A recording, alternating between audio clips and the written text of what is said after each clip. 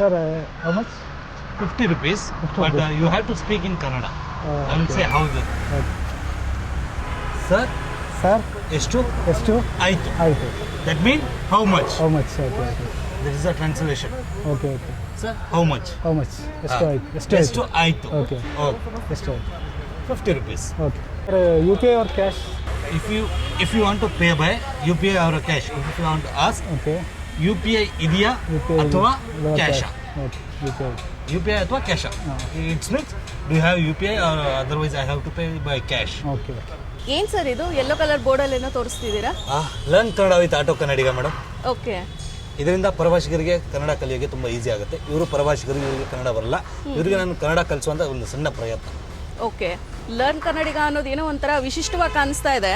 ಇದನ್ನ ನೀವು ನಮಗೆ ತಿಳಿಸ್ಕೊಡ್ಲೇಬೇಕು ಸರ್ ಸಂಪೂರ್ಣವಾಗಿ. ಖಂಡಿತ ಮೇಡಮ್, ಖಂಡಿತ.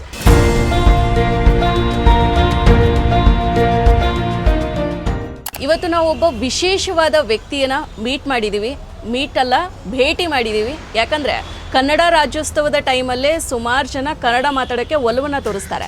ಆದರೆ ಈ ನಮ್ಮ ಜೊತೆಗಿರೋ ಆಟೋ ಕನ್ನಡಿಗ ಅನ್ನೋರು ಪ್ರತಿದಿನ ಪ್ರತಿಯೊಬ್ಬರಿಗೂ ಕನ್ನಡ ಕಲಿಸ್ಬೇಕು ಅಂತ ತಾವೇ ಇನಿಷಿಯೇಟ್ ಮಾಡಿ ಕನ್ನಡನ ಕಲಿಸ್ತಾ ಇದ್ದಾರೆ. ಬನ್ನಿ ಅವ್ರ ಜೊತೆಗೆ ಮಾತಾಡೋಣ. ನಮಸ್ತೆ ಸರ್. ನಮಸ್ಕಾರ ಮೇಡಮ್. ಇವರು ಚಿಕ್ಕದಾಗಿ ಅಭಿಯಾನ ಪ್ರಾರಂಭ ಮಾಡಿದ್ದಾರೆ ಅಂತ ಹೇಳಿದ್ದಾರೆ. ಬಟ್ ಇದು ಚಿಕ್ಕ ಅಭಿಯಾನ ಅಲ್ಲ, ತುಂಬ ದೊಡ್ಡದೇ ಅಭಿಯಾನ. ಯಾಕಂದರೆ ಇದು ಈ ರೀತಿ ಇವರು ಒಂದು ಪೋಸ್ಟರ್ನ ಮಾಡಿ ಪ್ರತಿಯೊಂದು ಆಟೋಗಳಿಗೂ ಕೂಡ ಈ ಪೋಸ್ಟರ್ನ ಅಂಟಿಸಿದ್ದಾರೆ. ಇದು ಸ್ವತಃ ಇವ್ರದೇ ಖರ್ಚಿಂದ ಇವರು ಈ ಇನಿಷಿಯೇಟಿವ್ ಮಾಡಿ ಈ ಪ್ರಯತ್ನನ ಮಾಡ್ತಾ ಇದ್ದಾರೆ. ಎಲ್ರಿಗೂ ಕನ್ನಡನ ಕಲಿಸ್ತಾ ಇದ್ದಾರೆ. ಹಾಗೆಯೇ ಬರೀ ಆಟೋಗಳಿಗಷ್ಟೇ ಅಲ್ಲ, ಕ್ಯಾಬ್ಗಳಿಗೂ ಕೂಡ ಈ ರೀತಿ ಪೋಸ್ಟರ್ನ ಇವ್ರದೇ ಸ್ವಂತ ದುಡ್ಡಿನಲ್ಲಿ ಮಾಡ್ತಾ ಇದ್ದಾರೆ. ಬನ್ನಿ ಇದ್ರ ಬಗ್ಗೆ ಅವ್ರ ಜೊತೆ ಮಾತಾಡೋಣ. ಸರ್, ಏನು ಸರ್ ಇದು ಪೋಸ್ಟರು?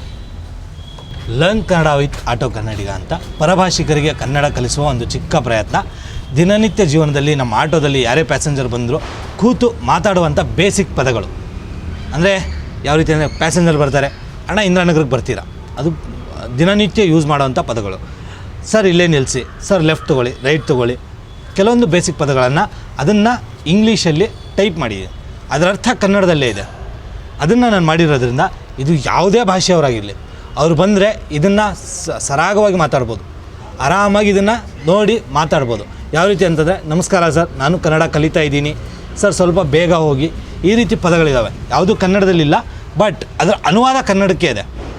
ಅಂತಂದರೆ ವರ್ಡ್ಗಳು ಇಂಗ್ಲೀಷ್ನಲ್ಲಿದ್ದಾವೆ, ಅದರ ಅರ್ಥ ಕನ್ನಡದಲ್ಲೇ ಬರುತ್ತೆ. ಅದನ್ನು ಓದೋದ್ರಿಂದ ಅದರ ಅರ್ಥ ಕನ್ನಡದಲ್ಲೇ ಬರುತ್ತೆ.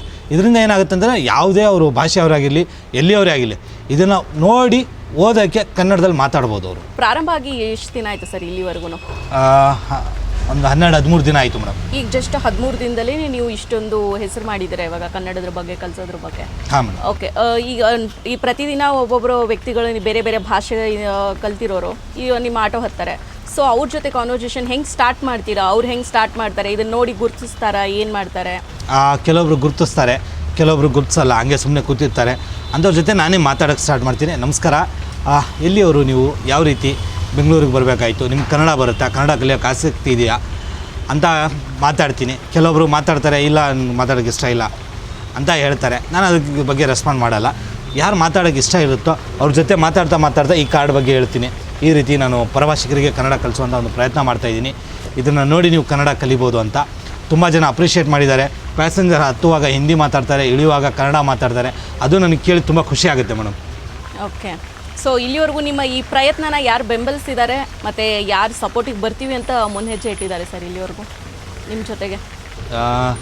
ಎಲ್ಲರೂ ಸಪೋರ್ಟ್ ಮಾಡ್ತಾಯಿದ್ದಾರೆ.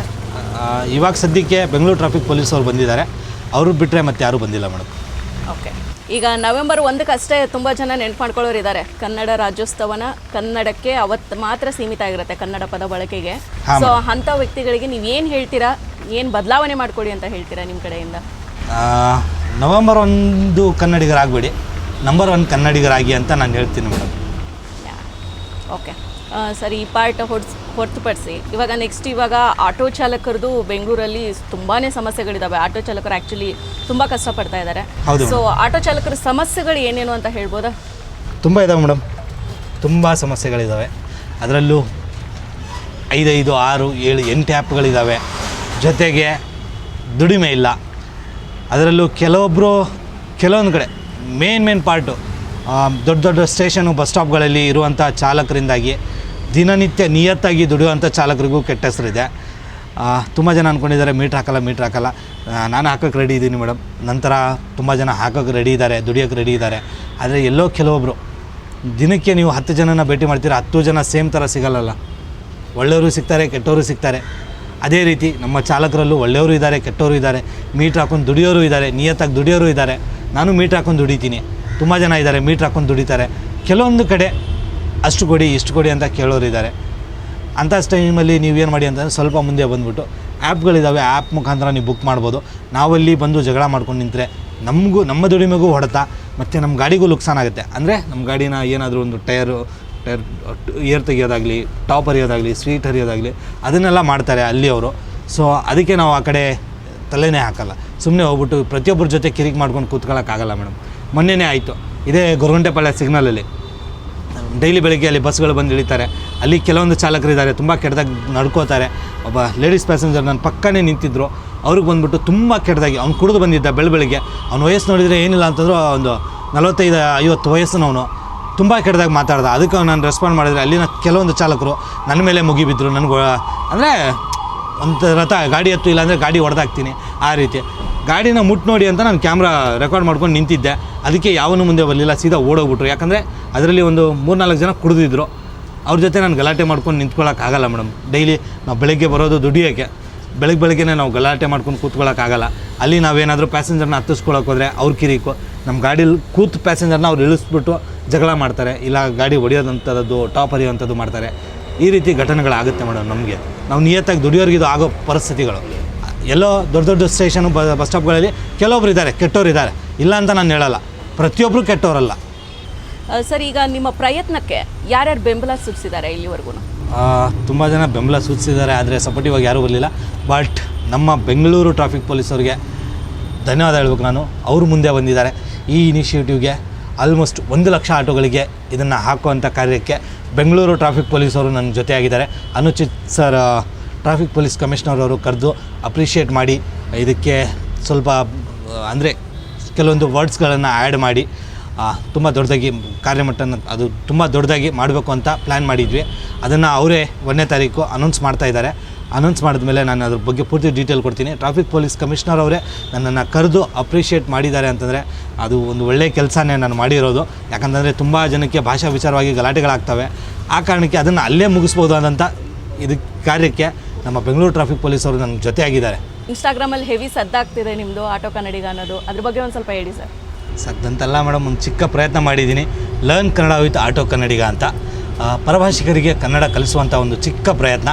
ಅದು ಪೂರ್ತಿ ಇನ್ಸ್ಟಾಗ್ರಾಮು, ಟ್ವಿಟ್ಟರು, ಯೂಟ್ಯೂಬಲ್ಲೂ ಸ್ವಲ್ಪ ಸದ್ದಾಗಿದೆ. ಅಂದರೆ ತುಂಬ ಜನಕ್ಕೆ ಆ ಇನಿಷಿಯೇಟಿವು ತುಂಬ ಹಿಡಿಸಿದೆ, ತುಂಬ ಅಪ್ರಿಷಿಯೇಟ್ ಮಾಡ್ತಾಯಿದ್ದಾರೆ.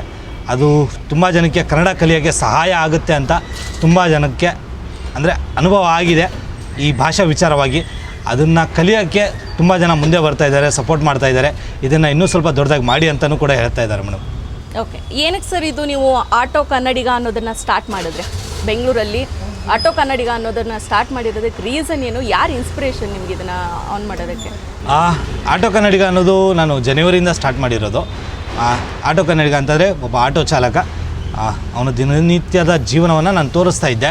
ಅದ್ರ ಜೊತೆಗೆ ಕೆಲವೊಂದು ಕಂಟೆಂಟ್ಗಳನ್ನು ಮಾಡ್ತಾಯಿದ್ವಿ.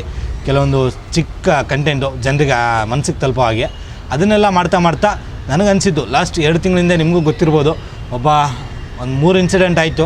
ಆಟೋ ಚಾಲಕರ, ಬೆಂಗಳೂರು ಆಟೋ ಚಾಲಕರು ಆ ರೀತಿ ಈ ರೀತಿ ಅಂತ ತುಂಬ ಕೆಟ್ಟದಾಗಿ ಬಿಂಬಿಸಲಾಯಿತು.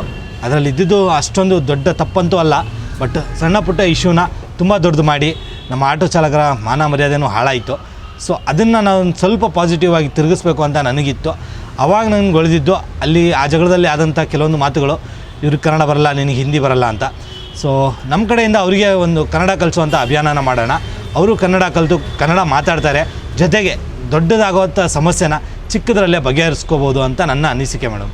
ಸರ್, ನಿಮ್ಮದು learn Kannada with auto Kannadiga ಹೀಗೇ ಮುಂದುವರಿಲಿ ಅಂತ ಶುಭ ಹಾರೈಸ್ತೀನಿ. Thank you so much sir. ನಮ್ಮ ಜೊತೆಗೆ ಆಟೋ ಕನ್ನಡಿಗ ಮಾತ್ರ ಅಲ್ಲ, ಏನು ಕ್ಯಾಬ್ ಕನ್ನಡಿಗ ಅನ್ನೋರು ಕೂಡ ಇದ್ದಾರೆ, ಅವ್ರ ಜೊತೆನೂ ಮಾತಾಡೋಣ. ಓಕೆ, ನಮ್ಮ ಜೊತೆಗೆ ಆಟೋ ಕನ್ನಡಿಗ ಮಾತ್ರ ಅಲ್ಲ, ಕ್ಯಾಬ್ ಕನ್ನಡಿಗರು ಕೂಡ ಇದ್ದಾರೆ ಅಂತ ಹೇಳಿದ್ನಲ್ಲ, ಆ ಕ್ಯಾಬ್ ಕನ್ನಡಿಗ ಬೇರೆ ಯಾರೋ ಅಲ್ಲ, ಇವರೇ. ಓಕೆ ಸರ್, ನಮಸ್ತೆ. ನಮಸ್ಕಾರ ಮೇಡಮ್.